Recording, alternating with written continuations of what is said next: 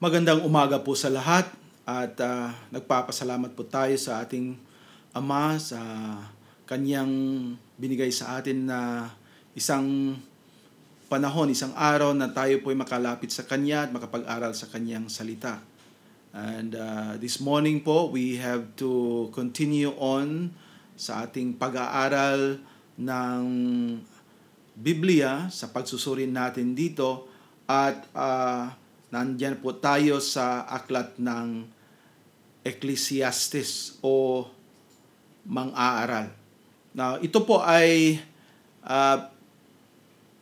pinagsimulan natin noong unang linggo at pagpatuloy po natin ang ating pag-aaral nito.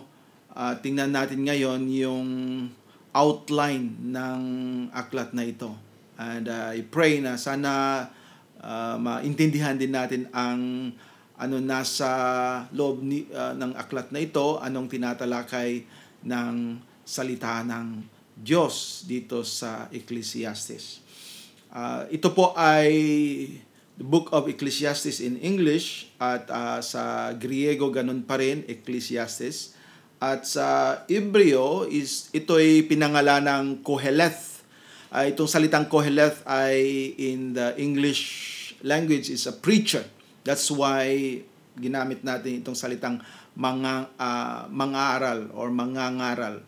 At ito ang preacher, ito yung nagbibigay, namamahagi ng salita ng Diyos.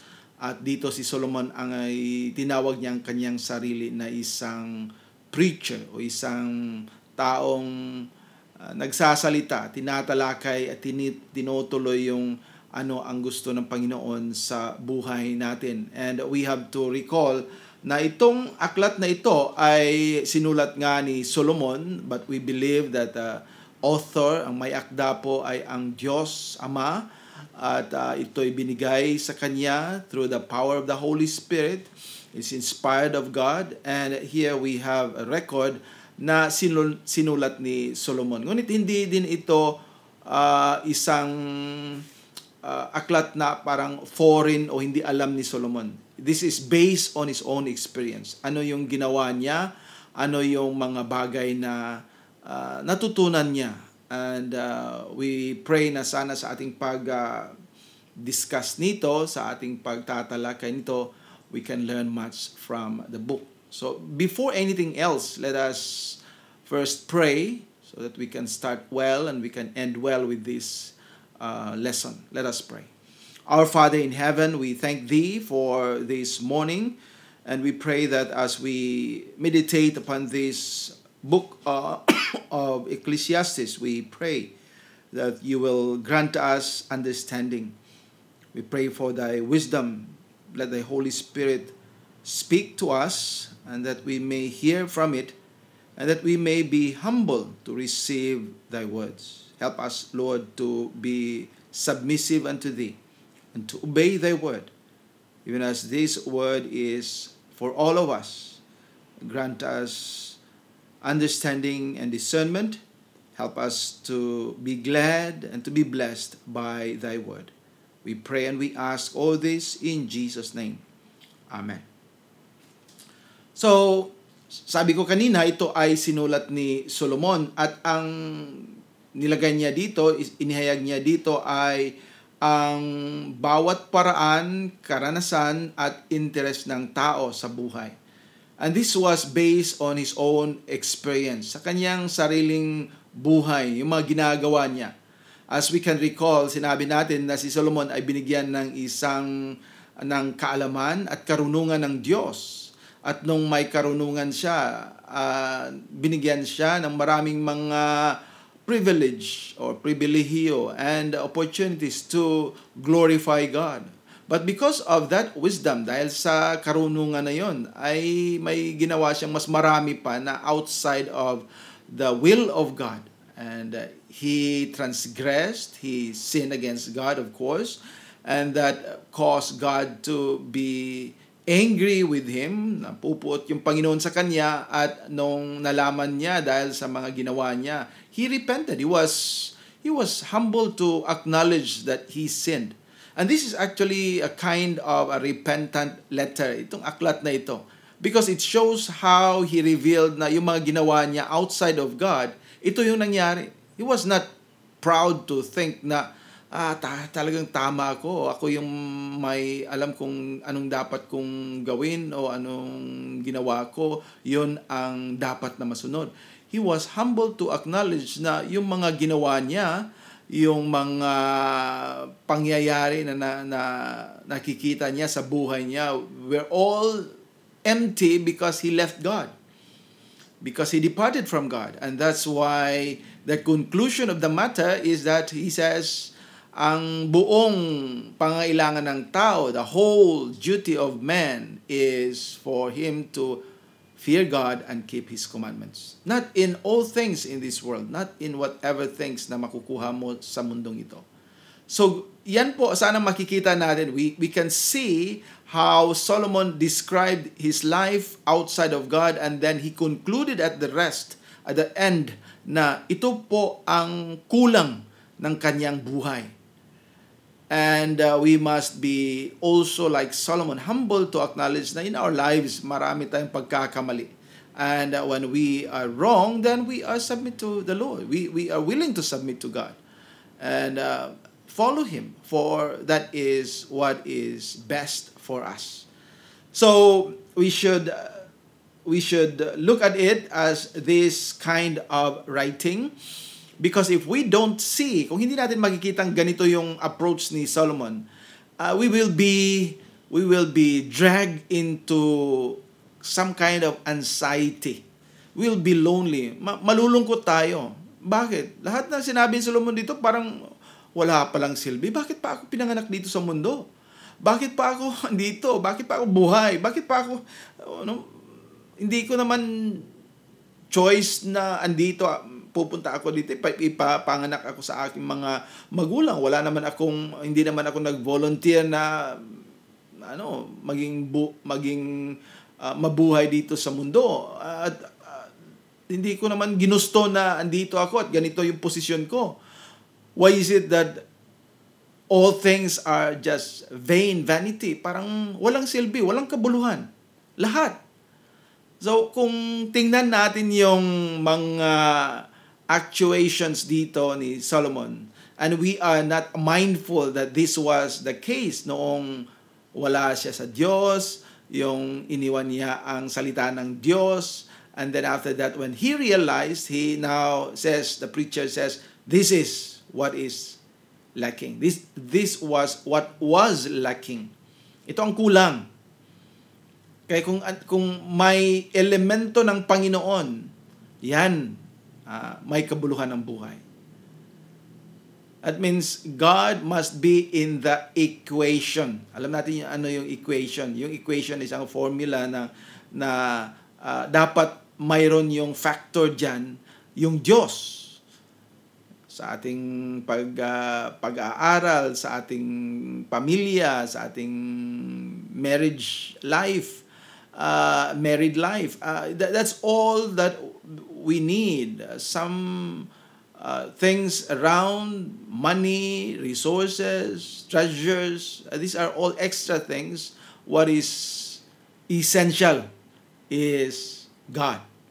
So if God is there, then He's in the equation, then the result will be fine, will be okay, will be good, even it is best. It may not as best as we desire, because andyan pa rin tayo yung factor na medyo weak. But with God, meron pong malaking factor na maging successful yung gawain na gusto ng Panginoon sa buhay natin. So, pagpatuloy natin, sabi dito si Solomon bilang hari noon ay may ganap na kalayaan na isagawa ang lahat ng kanyang gusto sa buhay. Dahil meron siyang pera. Hindi siya mahadlangan, walang limitasyon sa pananalapi o kapangyarihan kung anong gusto niya. Meron siyang pera, kung sino yung utusan niya, meron siyang mga tao. Lahat ng mga pamamaraan, lahat ng mga resources, lahat ng mga kinakailangan, magagawa iyon ni Solomon dahil he was a very powerful, rich king and a wise king in those days. And he could have been the person, siya yung pinaka-best na tao, pagsabi sa buong mundo, ang ganda ng buhay. Ito talaga yung very enjoyable yung life. Dahil he had everything. Walang gusto ng tao na wala kay Solomon. Lahat andyan sa kanya. And because of that, he was so blessed that he should have given glory to God. Yung papuri, yung pagbibigay ng dangal, ng praises sa Diyos, sana andon sa Panginoon. Pero ibang nangyari. And that's the reason why here in the book of Ecclesiastes, he expressed from chapter 1 even to chapter 12 at the first few verses, life is vanity. All is vanity. Walang kabuluhan. But then, after that, sinabi niya, ito yung kulang. And this is the whole of man. And that is to fear God and keep His commandments. So, yung kaya niyang pumunta sa limitasyon, sa lahat ng direksyon, lahat, walang makapaghadlang sa kanya. Ang resulta ay walang kabuluhan pa rin. Kawalan ng laman. Kawalan ng importansya. Bakit pa nangyari ito? Bakit pa andito ako? Bakit pa ginawa ito? It's as if useless, worthless yung buhay natin dito sa mundo. Kung wala tayong Diyos, ganun talaga yung buhay ng tao. Because you are just born here, pinanganak tayo, bubuhay tayo. Pagkatapos, mapunta lang impyerno? Pinanganak lang ba tayo para magsaya ng ilang taon, tapos walang hanggan yung ating paghihirap doon sa impyerno? Yun lang ba ang purpose kung bakit pinanganak tayo? Kung yun lang, bakit pa tayo dinala dito sa mundo, di ba? And it seems that God is, in the sense of people, will be a cruel God. Parang, bakit pa niya ginawa ito? Yun lang ba yung pupuntahan ng tao? Anong klaseng Diyos, di ba? If we think as the unbelievers think, of course, as Christians, we don't think that way. We should not think, and we must not think that way. But, yan ang dapat nating malaman. So, ang pagkabigo at walang kasiyahan ay sumalubong sa kanya sa bawat gawain. Lahat. Gusto niyang gawin lahat. Gusto niyang magpakasaya. 1,000 babae, wala pa rin nangyari.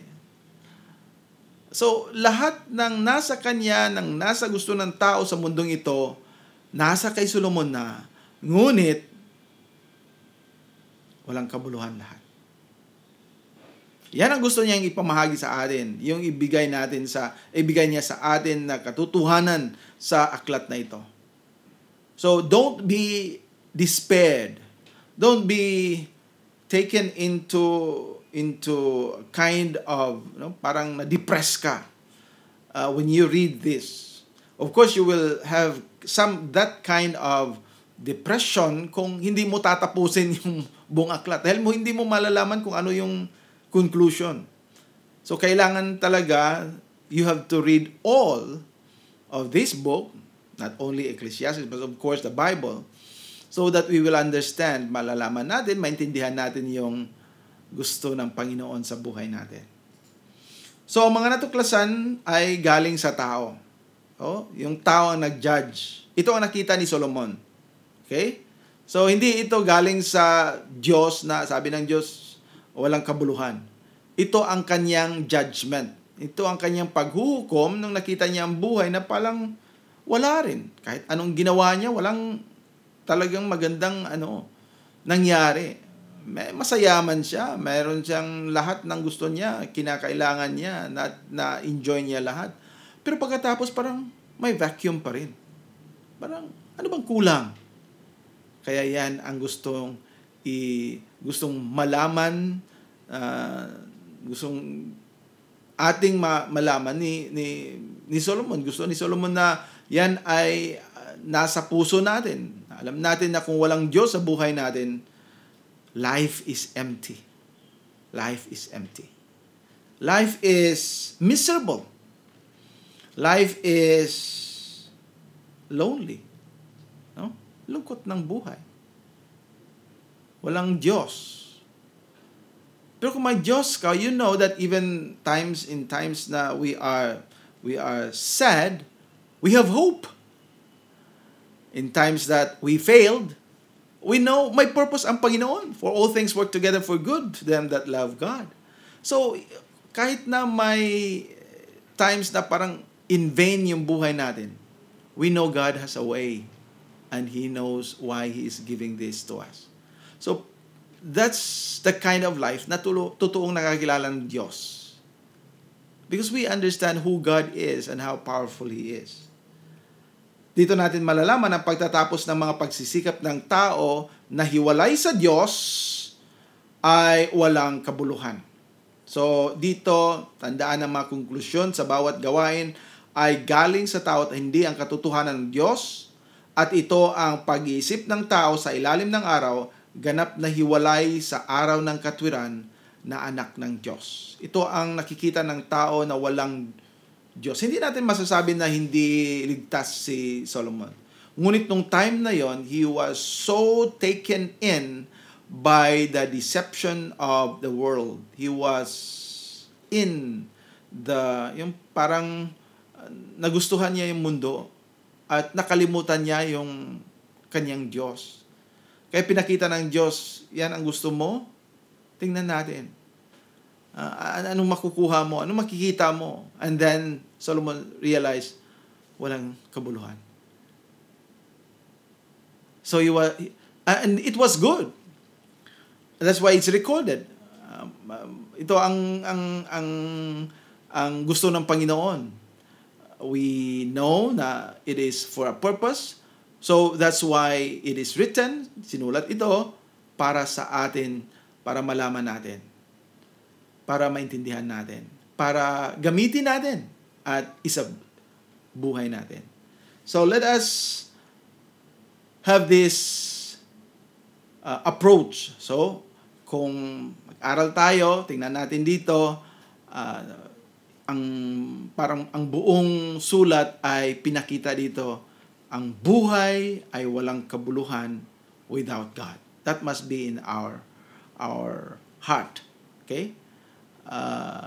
Don't think that itong sinabi ni Solomon talagang totoo at wala namang mangyari kahit na may Diyos tayo. Please, that is Satan's tactic to deceive you. So, now let us go into the outline. Una, pinakita dito ni Solomon yung problema ng buhay. At inilahad niya kung ano itong problema. At of course, we know sa later, babasahin natin yung mga verses na that refers to this. Pagkatapos niyan, sa kaniyang paglalahad ng problema, pinakita niya ang lahat ng mga ginagawa niya. So, lahat ng mga ginawa niya, at ito ay a representative of what man, kung anong gusto ng tao, yan ang ginawa ni Solomon. Dahil sa atin ngayon, we are limited. We cannot say, spend much or buy things dahil limitado yung pera natin.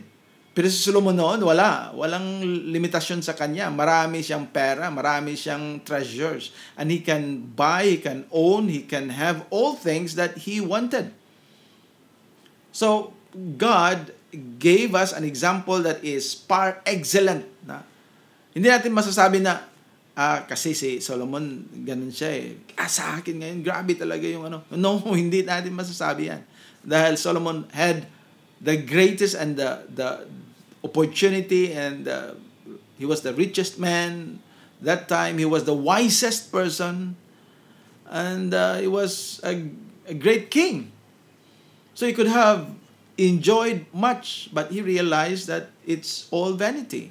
And we know that he explained that, sinabi niya yan dahil nagkukulang yung Diyos, at not that God was the one who was preventing or was not in the mood to help him, but it was that Solomon did not seek God. So, sa katapusan, meron yung pasya para sa buhay ng tao. That's the direction or the conclusion that we have to know. Dapat nating malaman. So ngayon, ano ang problema ng buhay na inilahad ni Solomon dito? Sinabi niya, walang kabuluhan. Dito, it was taken sa versikulo 2 at 3 ng chapter 1 ng Solomon. Sabi dito, ng Ecclesiastes, sabi dito, walang kabuluhan ng mga walang kabuluhan. Sabi ng mga ngaral, walang kabuluhan ng mga walang kabuluhan. Lahat ay walang kabuluhan. Anong pakinabang mayroon ang tao sa lahat ng kanyang gawa, ang kanyang ginagawa sa ilalim ng araw? Kung hanggang dito ka lang, parang so sober, so discouraging, so disappointing, babasahin mo ito, bakit pa ako dito sa mundo? And people will tend to commit suicide kung hanggang dito lang. Because it's all empty. It's nothing. It's vain. Wala palang kabuluhan itong pag-aaral ko, itong pagsisikap ko, itong pagiging tatay ko, pagiging may pamilya, pagiging nasa pag-aaral, lahat ng mga bagay na ginawa ko, if these are just all vain and vanity, useless, worthless, nothing, why should I continue doing it? Bakit pa natin ipapatuloy? Di ba? Kumakain tayo, nagugutom pa rin, nagtatrabaho tayo, naubos pa rin yung pera. Lahat ng mga bagay dito sa mundo parang walang kabuluhan. That is what a man who is without God, yan ang kanyang makikita because he is closing his eyes. Hindi niya nakikita yung blessing ng Panginoon. There are some who might appreciate joy, pleasure, entertainment, but that's all. Ayun lang, hanggang doon lang. But life is vanity. So, ngayon pagkatapos niyang inilahad yung problema at klarong-klaro na lahat niyang mga ginagawa ay walang kabuluhan, makikita natin dito yung mga ginawa niya. And this is a representative sa mga ginawa ng tao. At babasahin natin yung mga bersikulo na related to this. I warn you na itong mga basic titles of each chapter ay hindi talaga very accurate sa lahat dahil it's a varied, maraming mga tema ang nasa loob ng isang chapter. So we just capture yung maraming bahagi ng chapter na ukol dito. So for example, when we say mga kasiyahan sa buhay, so ano yung binofocus natin dito? Kung tingnan natin sa Kapitulo 2, kung bubuksan natin yung ating mga Biblia. Okay, you open your Bibles. You have your Bibles with you. At sabi dito sa Ecclesiastes 2, and basahin ko po sa inyo ang 4 to 11. Medyo mahaba, ngunit makikita natin dito yung mga ginagawa ni Solomon na sa atin din ay ganun din yung mga desire natin. Marami pa sa atin na ganito yung mga desire at purpose ng buhay. Ngunit Solomon tries now to tell us, if you are going in that way, that would be a direction towards vanity. Wala ding silbi yan. Walang kabuluhan. So tingnan natin dito sa verse 4. Gumawa ako sa ganang akin ng mga malaking gawa. Nagtayo ako sa ganang akin ng mga bahay. Hindi lang isang bahay, mga bahay. Okay? Nagtanim ako sa ganang akin ng mga ubasan. So lahat ng hindi lang isang field, isang bukid, maraming bukid siya. Gumawa ako sa ganang akin ng mga halamanan at mga liwasan. At aking tinamnan ng mga sari-saring puno ng kahoy na nagkakabunga. So marami siyang orchard. Maraming tinatanim. And of course, sa atin ngayon, kung meron tayo ng ganyan, we are expecting a bountiful harvest, a harvest that will bring dollars to our lap, Kung paano natin i-count, bibilangin yung ating pera, mahirapan tayo dahil ang dami ng bunga ng aking durian, ng kahoy na ito. So we have to understand that Solomon was an industrious person. Marami siyang ginawa, masipag siyang tao. At dito sa verse 6, gumawa ako sa ganang akin ng mga tipunan ng tubig, merong mga dam, merong mga sabi dito, mga pools of water. At dito sinabi upang dumilig ng gubat na pagtatamnan ng mga puno ng kahoy. So it was used to bring or give water to irrigate. Pero parang meron na siyang irrigation noon. Ako'y bumili ng mga aliping lalaki at babae, dami niyang mga servants, at nagkaroon ako ng mga aliping pinanganak sa aking bahay. Nagkaroon din naman ako ng mga malalaking pag-aari sa mga bakahan at mga kawan na higit kaysa lahat ng nauna sa akin sa Jerusalem. So, ang dami niyang mga hayop, mga baka, mga kawan ng karnero, lahat. At mas marami pa ang sa kanya compare sa ng mga dating mga mayroong mga bakahan at kawan sa Jerusalem. Nagtipon din ako sa ganang akin ng pilag at ginto at ng tanging kayamanan ng mga hari at ng mga lalawigan. Nagtatangkilik ako sa akin ng mga lalaking mga awit at mga babaeng mga awit at ng mga kalayawan ng mga anak ng mga tao, mga sari-saring instrumento ng musika. Ito'y tutuong marami. Sa gayoy, naging dakila ako. Lumago ako ng higit kaysa lahat ng nauna sa akin sa Jerusalem. Ang akin namang karunungan ay namamalagi sa akin. So, ang sabi niya, meron pa rin siyang wisdom. At anumang ninasa ng aking mga mata, kung anong gusto niya, ay hindi ko ipinagkait.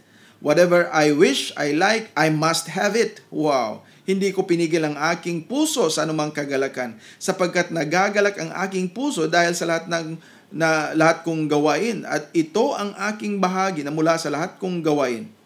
Nang magkagayoy, minasdan ko ang lahat ng mga gawa na ginawa ng aking mga kamay, ang gawain na aking pinagsikapang gawin, at narito, ito yung konklusyon niya, lahat ay walang kabuluhan at nauuwi sa wala at walang pakinabang sa ilalim ng araw.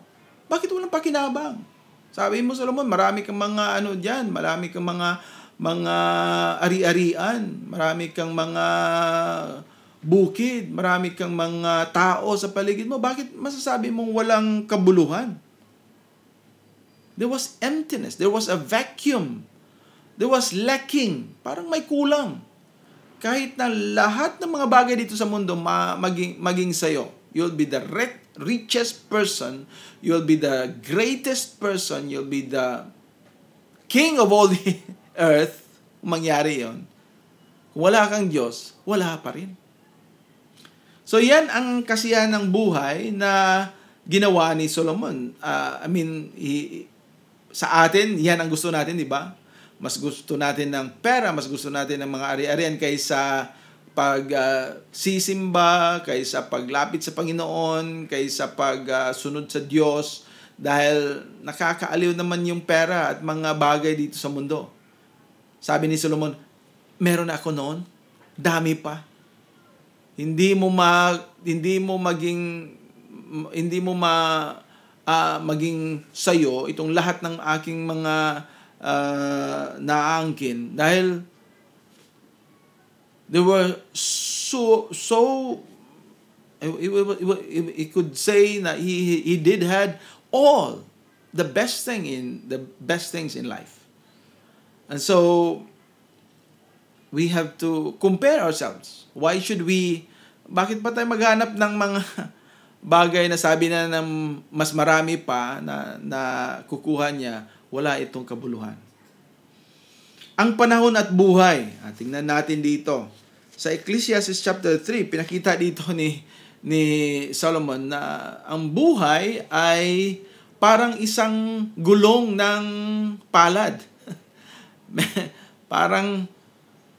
Bakit pa tayo Bakit pa maghihirap? Dahil sabi dito Sa bawat bagay na may kapanahunan at panahon sa bawat panukala sa silong ng langit, panahon ng kapanganakan at panahon ng kamatayan, panahon ng pagtatanim at panahon ng pagbunot ng itinanim, panahon ng pagpatay at panahon ng pagpapagaling, panahon ng paggiba at panahon ng pagtatayo, panahon ng pag-iyak at panahon ng pagtawa, panahon ng pagtangis at panahon ng pagsayaw, panahon ng paghahagis ng mga bato at panahon ng pagpipisan ng mga bato, panahon ng pagyakap at panahon ng pagpipigil sa pagyakap, panahon ng paghanap at panahon ng pagkawala, panahon ng pag-iingat at panahon ng pagtatapon, panahon ng pagpunit at panahon ng pananahi, panahon ng pagtatahimik at panahon ng pagsasalita, panahon ng pag-ibig at panahon ng pagtatanim, panahon ng digma at panahon ng kapayapaan. Anong pakinabang ang itinatamo niya na gumagawa sa kanyang pinagpapagalan? Aking nakita ang sakit na ibinigay sa Diyos sa mga anak ng mga tao upang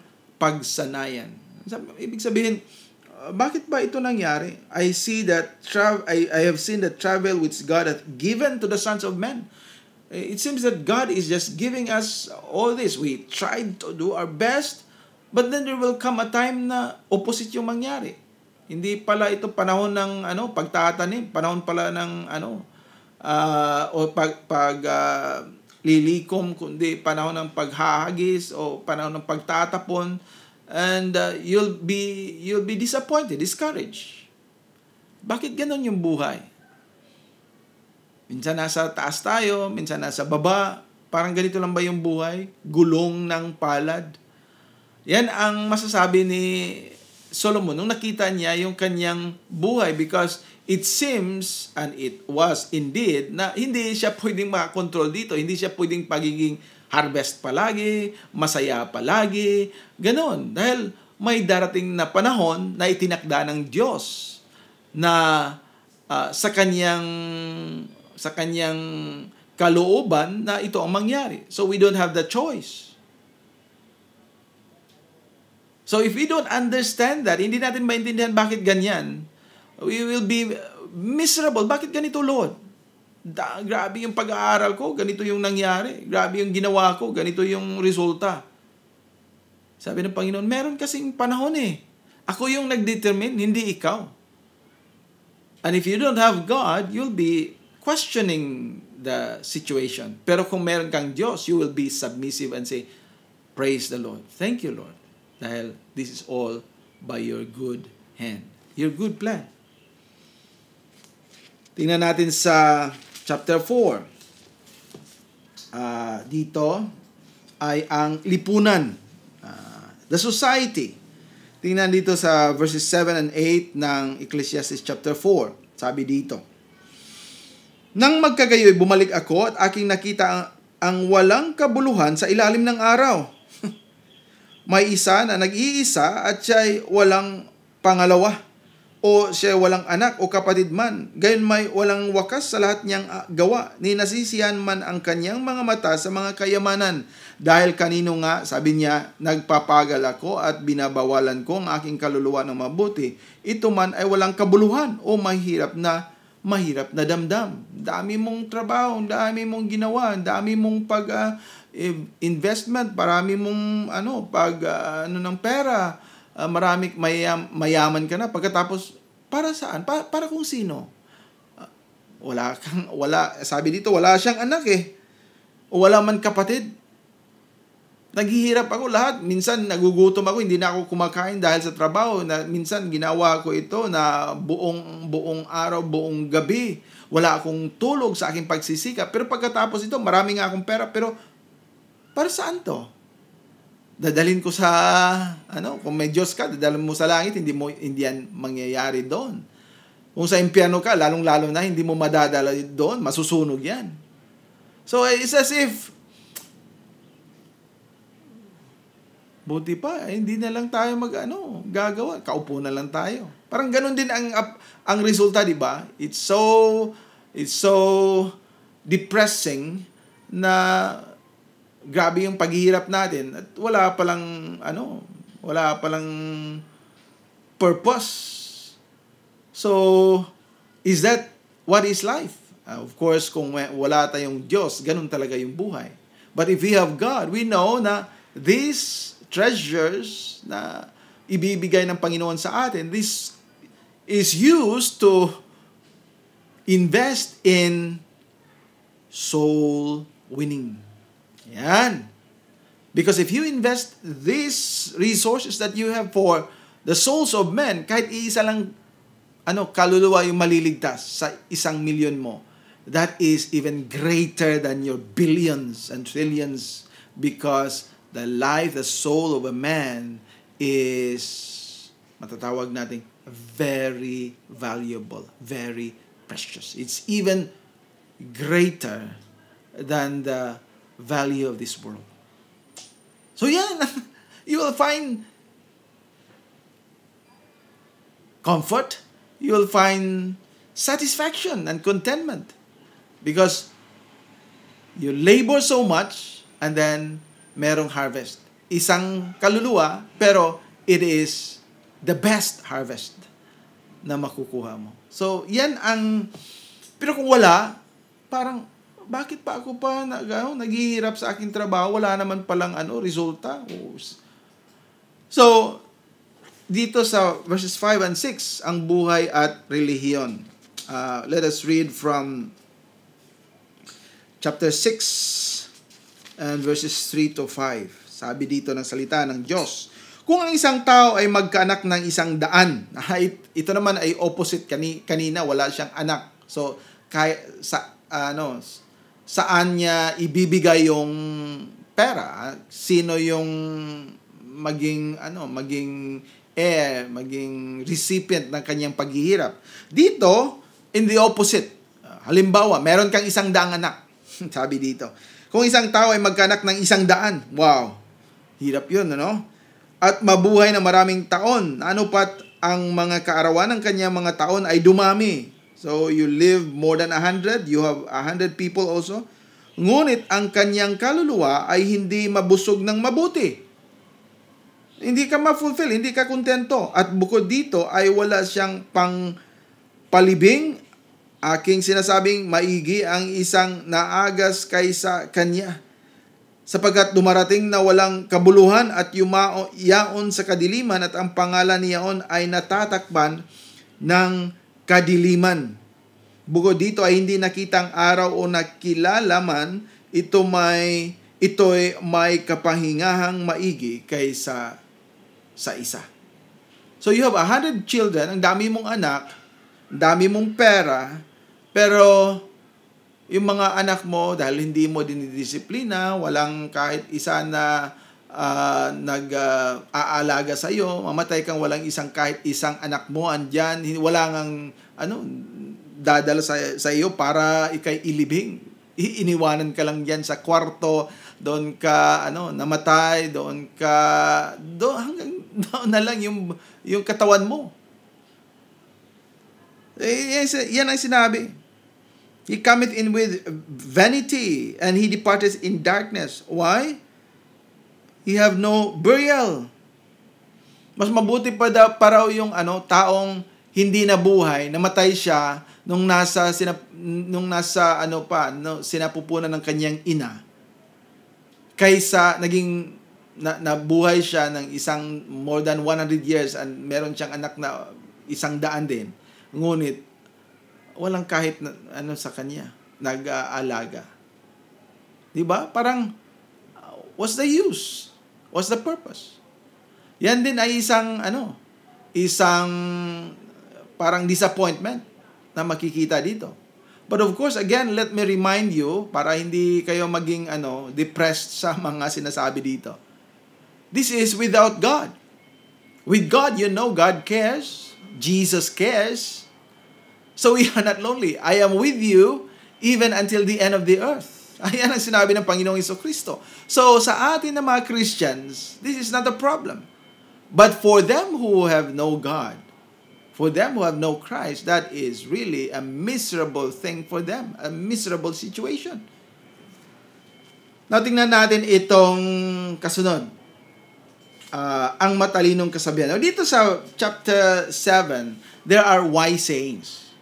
Now, out of those mga disappointments niya, meron na siyang mga advices. Ito yung maganda sa aklat ni Solomon sa Ecclesiastes. Dahil meron din siyang mga counsels, mga binigay niya na mga advices dahil nga nakita niya ito palang buhay ay kailangan na gamitin natin o sa buhay natin na in a wise way. Ngunit ito yung warning din. Solomon was trying to say, kahit na itong kasabihan at mga matalinong kasabihan at karunungan na ipamahagi ko sa inyo, ito lahat ay wala rin kung walang Diyos. Siguro you'll be a bit merong parang you'll be assured, you'll be bit comforted, merong bit of peace, bit of joy, but again, this is all empty and vanity without God. Yan ang dapat natin makita. So tingnan natin dito sa chapter 7 verses 2 to 6. Isang magandang advice ito, sabi ni Solomon. Maigi ang pasabuhay ng tangisan kaysa bahay ng pistahan, sapagat siyang wakas ng lahat ng mga tao at ilalagak ng may buhay sa kanyang puso.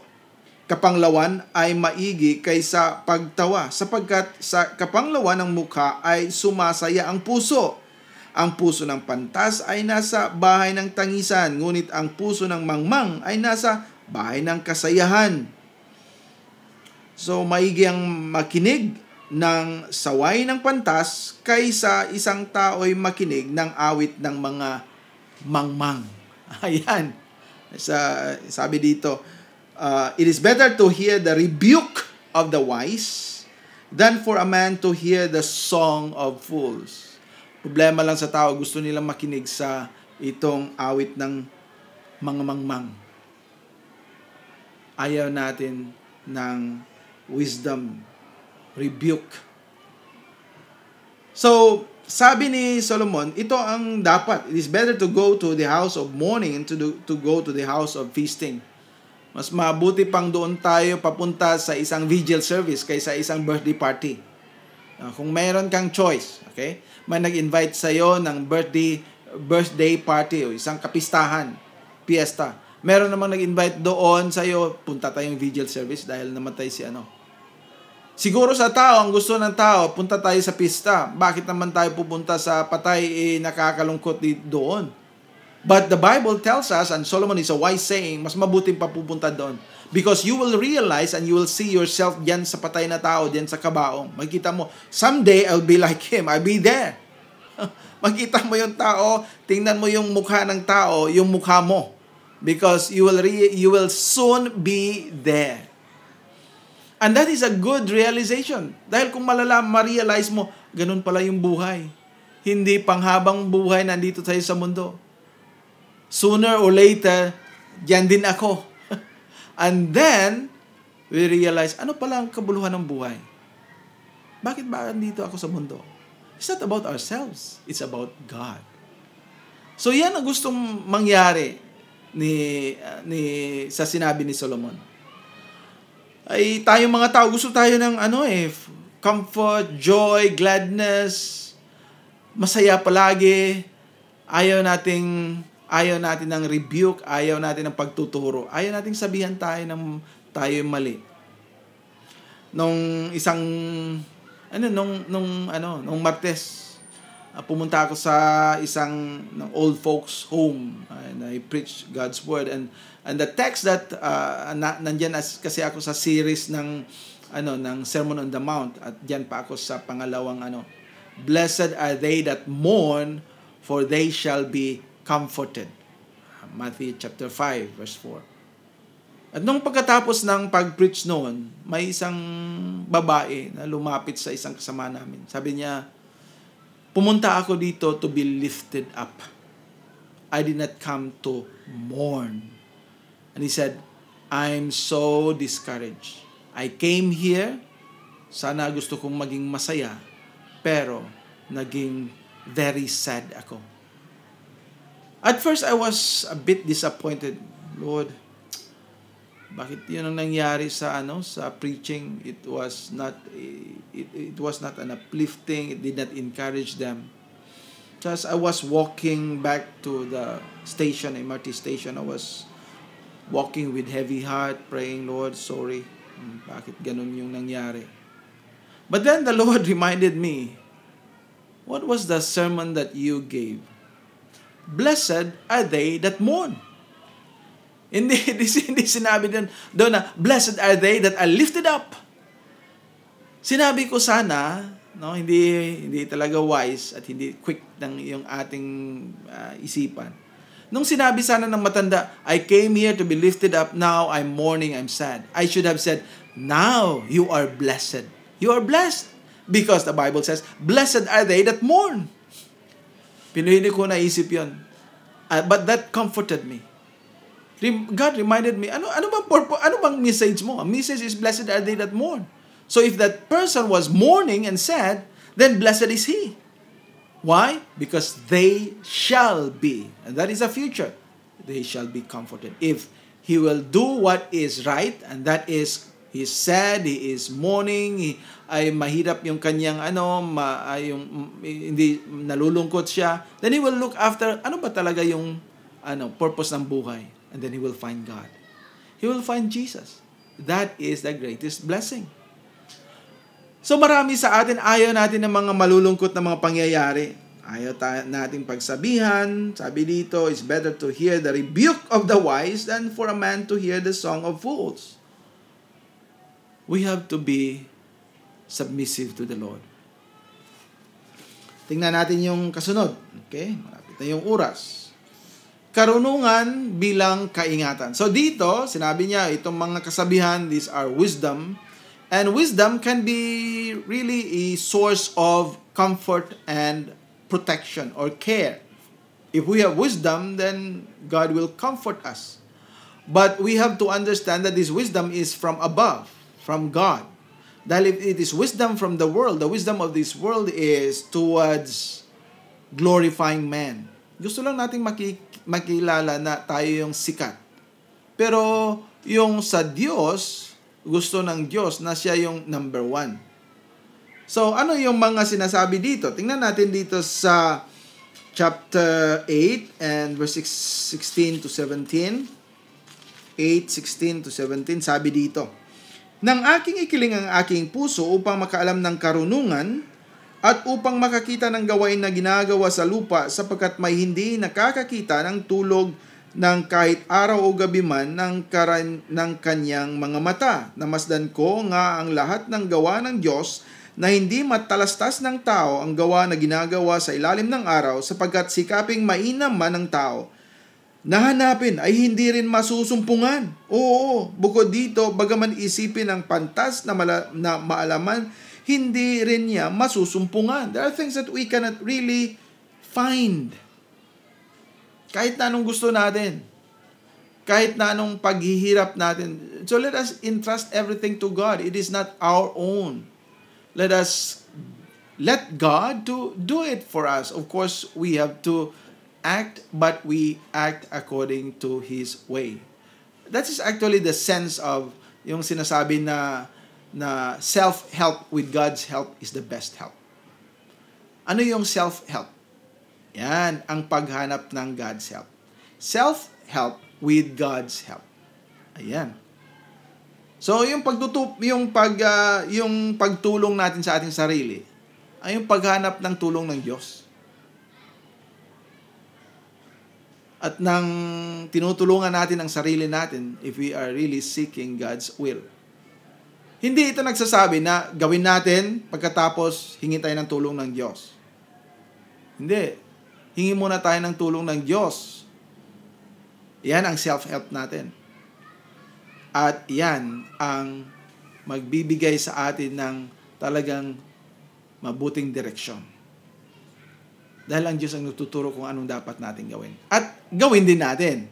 Hindi na papaturo tayo, ngunit ayaw natin. Hirap naman yan, Lord. Mabigat naman yan. Nakakaya naman yan. Ay, hindi ganon. So, we thank God na He is telling us, well, there are things na we desire, hindi natin makukuha, hindi natin mahanap, ngunit sa Diyos, mahanap natin yan. At itong isa na ito yung pinag-usapan natin last Sunday, the other Sunday, no? Itong nasa Ecclesiastes 10, chapter 10 verse 1. Ang mga patay na langaw ay nagpapabaho sa ingwento ng manggagawa ng pabango. Gayon ang munting kamangmangan ay sumisira ng karunungan at karangalan. Yan. Yan ang ang karunungan, ang kaalaman dapat ating pag-ingatan. At yan ang pagiging isang taong may Diyos na mabubuhay na hinahanap natin yung pag-iwas ng mga bagay na nakakasama, nakapagbigay sa atin ng kasalanan, dadala sa atin na gagawa ng mga bagay na hindi not pleasing with God.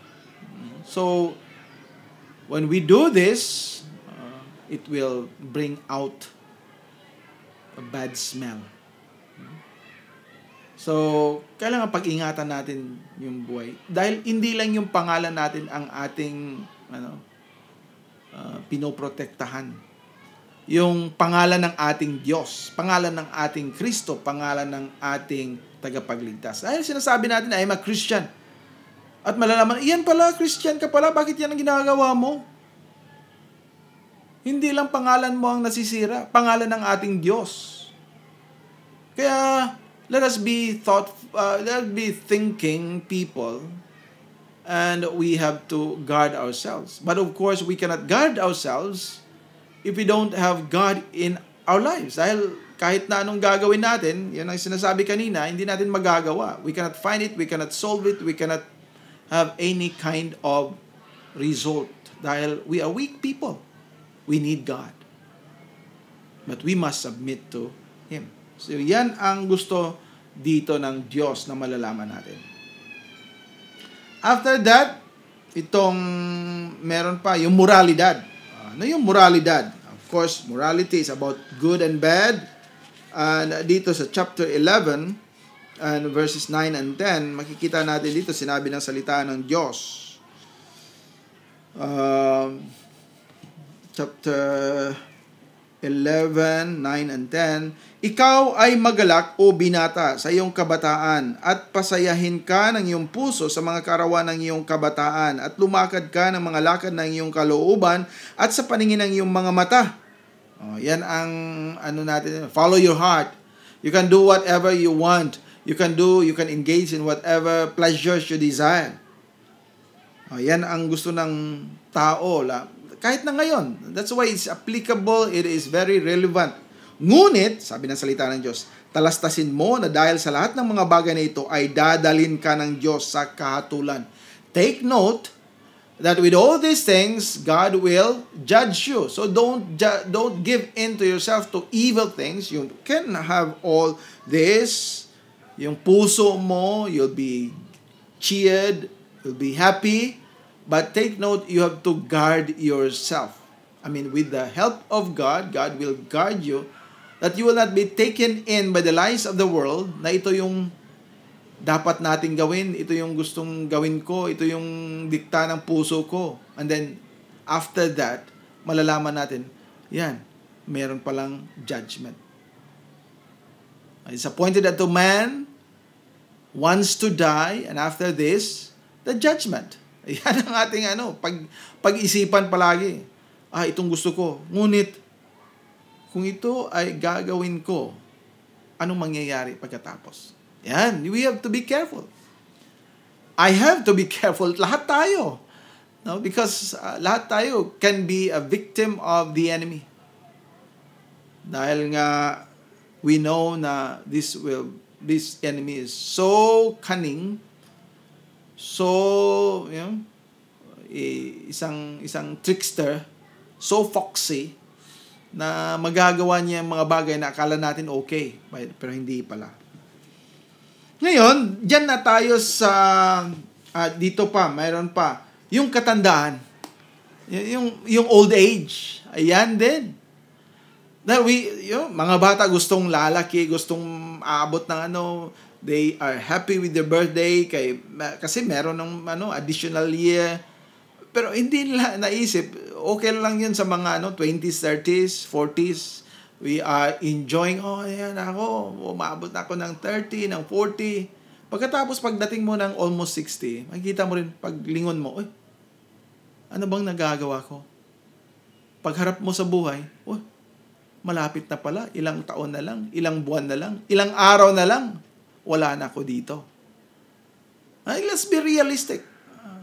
It's not something that should discourage us. Let us understand, ito yung dapat nating malaman. Kaya dito sinasabi, medyo mahaba nga lang, pero maraming sinasabi dito sa tungkol sa katandaan. At dito makikita natin, abot din pala tayo, darating din pala tayo sa panahon na ito na parang wala na tayo, para tayong makina na sira.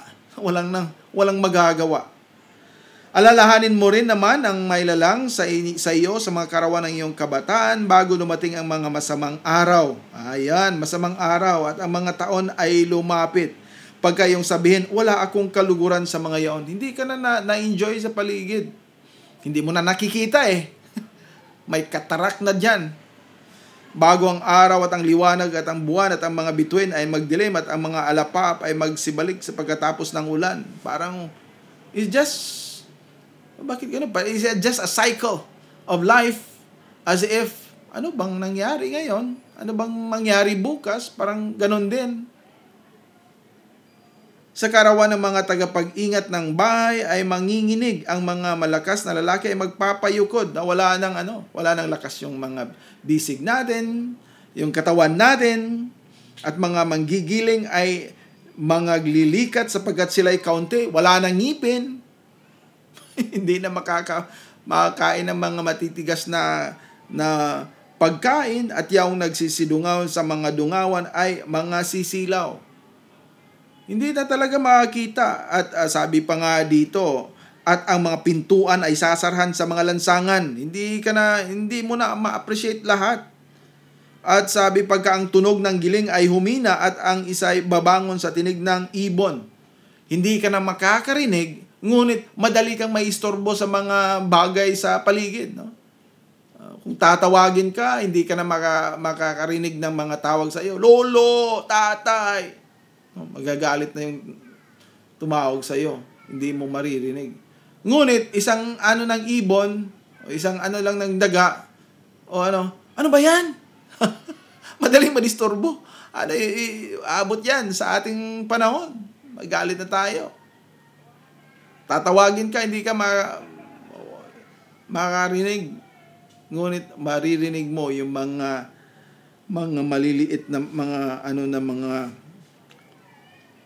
mga salansangan.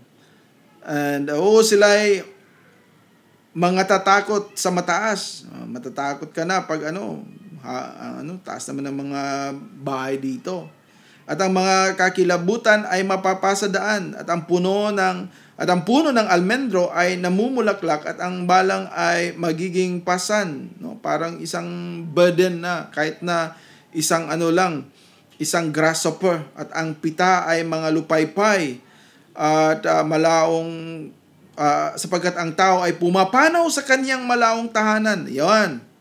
Makita mo na, meron namang isang papuntang sementeryo, at ang mga tagapanangis ay nasisigala sa mga lansangan. Makikita mo yon, maririnig mo, kaklase ko noon, patay na. Yon, mas bata pa sa akin, patay na rin. You will remember this. And that is life. And of course, kung hindi mo alam kung saan ka patungo, wala kang assurance of heaven because you are not a child of God. That is very miserable. Ganun lang pala yung buhay. Andito na ako, 56 years old na. Malapit na. Pero pagkatapos dito, meron ba akong nagagawa na the world will shout and will honor me and will award me and will tell all good things to me dahil itong nagawa ko? Paano yon? Kung patay na ako, maririnig ko ba yon? Sabi ko nga sa mga anak ko at sa misis ko, sabi ko, sa panahon ng aking pagkamatay, walang mga tinatawag yang eulogy. Don't ever ask a person, o kahit na kayo, magsasabi na ito, si anong mabait. Anong bait? Mas mabuti pa siguro itong tao na ito, makasalanan, ito yung ginawa niya. Mas mabuti pa siguro sabihin kaysa hindi naman ako makarinig, hindi naman ako magagalit. Ay wala na. But that's one thing na yung mga tao, daming appreciation. Wala naman. Please. We are not to please men. We are to please God. So, ano ngayon? Sabi dito, at ang alabok ay mauuwi sa lupa gaya ng una, at ang diwa ay mababalik sa Diyos na nagbigay sa kanya. Ayan ang katotohanan. Walang kabuluhan ng mga walang kabuluhan, sabi ng mga ngaral, lahat ay walang kabuluhan. Walang kabuluhan. Wala nga bang kabuluhan ng buhay? Sabi ng mga ngaral, meron. Paano tayo magkaroon ng kabuluhan? Paano maging may importansya, may significance yung buhay natin? Paano natin masasabing this is indeed a great privilege for us to live? Yan ang sinabi niya at yan ang gusto niyang malaman natin. Mga pasya para sa buhay ng tao, 13 and 14, at sinabi ng si Solomon dito. Dito tayo magtatapos. Ito ang wakas ng bagay. Ito ang conclusion. Lahat ay narinig. Ikaw ay matakot sa Diyos at sundin mo ang kanyang mga utos sapagkat ito ang buong katungkulan ng tao. Bakit? Sapagkat dadalhin ng Diyos ang bawat gawa sa kahatulan, pati ng bawat kubling bagay, maging ito'y mabuti man, o maging ito'y masama. Let us hear the conclusion of the matter. The conclusion, sa lahat ng mga sinabi niya, from verse 1, chapter 1, to chapter 12, verse 11, or verse 12, let us hear the conclusion of the whole matter. Sabi dito, fear God and keep His commandments, for this is the whole duty of man. And if you have your King James Bible with you, it is a faithful translation. Yung duty diyan is italics, that is to show na ang talagang nasa sa original na Hebreo ay sabi diyan is the whole of man. And of course, it is added to make sense. For God shall bring every work into judgment with every secret thing, whether it be good or whether it be evil. Yeah. It is vanity to appear before men na ganyan tayo, pero yung sa loob natin ay iba. Let us be honest. Sabi ni Solomon, let us fear God. Hindi fear man. And keep His commandment. Hindi ating sariling gusto sa buhay. Sana the Lord will help us and bless us with this study of the book of Ecclesiastes, and you'll be challenged also to read it. Basahin natin ito so that we will appreciate more kung anong gusto ng Panginoon sa buhay natin. Let us pray. Our Father in heaven, we thank Thee for this morning of study. We pray that You will help us. We pray that You will grant us wisdom and understanding the book, that we may not feel depressed and discouraged, but exhorted and edified, because Thou art our God, who is the source of our comfort and joy. That what is vanity is in vain without Thee, but with Thee all is good, all is best. We pray and we ask all this with thanksgiving in Jesus' name. Amen. Maraming salamat po.